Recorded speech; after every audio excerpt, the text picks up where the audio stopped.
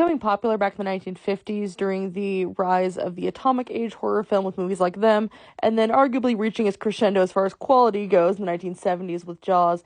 The whole idea of the animal attack or swarm of animals or giant animal attacking you films has been, we'll say, run into the ground to the point where it's kind of come out the other side.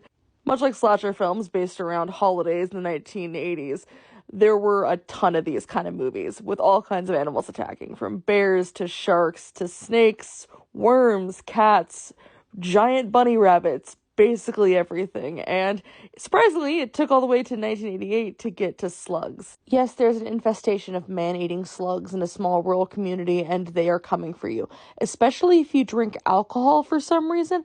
I don't know why that seemed to be an ongoing thing in the film. Anyone who drank alcohol very quickly ended up being murdered by slugs. I'm not fully sure why. Anyway, it's up to two men to stop this, and also a group of teenagers are there, which I'm pretty sure were just put in because it was 1988 and they thought they needed some hot teenagers around. I don't quite understand how they fit into the plot. Like, I'll be honest, I had to watch this film because I was at a movie marathon where they didn't tell us the films ahead of time. This ended up being one of them. Was I excited? No, because I really, really don't like slugs, insects, any of that stuff.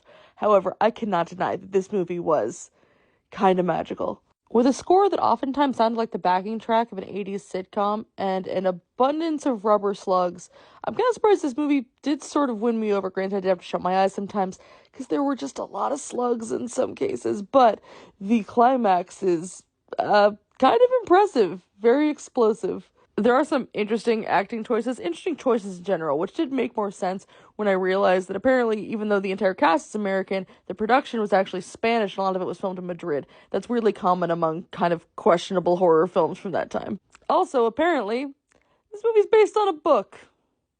Okay.